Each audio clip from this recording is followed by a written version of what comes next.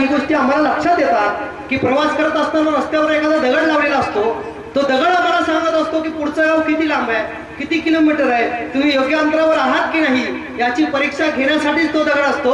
तसं हे शिवचरित्र आम्हाला दाखवतं तुम्ही काय योग्य ठिकाणी चाललाय की नाही, तुमची दिशा कोणती आहे, तुम्हाला किती अंतर कापून जायचं आहे। आणि शिवाजी आणि अध्यात्म हा अनोखा संगम आहे आणि महाराष्ट्र अध्यात्माचं राष्ट्र म्हणून ओळखलं जातं। म्हणून शिवाजी महाराजांची जोड ही अध्यात्माला असते आणि अध्यात्माची जोड शिवाजीला असते। आणि एवढंच नाही, तो धर्माचं रक्षण करतो, त्याचं धर्म रक्षण करतो। हे जगातलं पहिलं उदाहरण छत्रपती शिवाजी महाराजांच्या रूपानं आपल्या समोर आहे। म्हणून माणसं घडवत असताना आणि माणसांना प्रेरणा देत असताना शिवचरित्र ही प्रेरणा सदैव आमच्या पाठीशी असते, तेही आम्ही लक्षात घेतलं पाहिजे। माणसं शिवाजींनी उभी केली पण स्वतःच्या स्वार्थासाठी नव्हती आणि स्वतःच्या फायद्यासाठी नव्हती, इथं फक्त फायदा आणि स्वार्थ जनतेचं हित होतं। जिथं जनतेचं हित साधलं जातं तो खरा परमार्थ असतो। परमार्थामध्ये स्वार्थ ही भावना कधीच येत नसते आणि शिवाजींनी जर स्वार्थाविना हे सगळं केलं असेल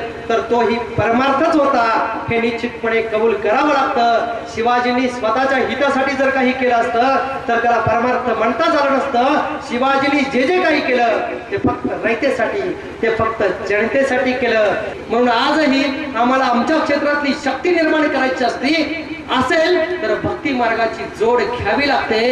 भक्ती मार्ग हे विचार आणि कृतीला जोड देणारं असं योग्य माध्यम आहे। त्या माध्यमाची जर आमच्या या विचाराला जोड मिळाली तर आमचं या आयुष्य हे सुजलाम सुफलाम होऊ शकतं। आणि इथल्या अकलापूर नगरीचं वैशिष्ट्य हे खरं तर एक संपन्न आणि धार्मिक नगरी मला वाटते। त्याचं कारण इथे येणारा प्रत्येक माणूस हा काहीतरी विचार घेऊन जात असतो आणि पुढच्याही काळामध्ये इथून सुजाण आणि सुविचारी नागरिक तयार होतील, त्याचं श्रेय इथल्या देवस्थानाला जाईल, इथल्या संयोजन मंडळीला जाईल आणि अशी असंख्य भक्ती शक्तीच्या मार्गावर चालणारी माणसं तयार होतील असा विश्वास व्यक्त करतो आणि थांबतो।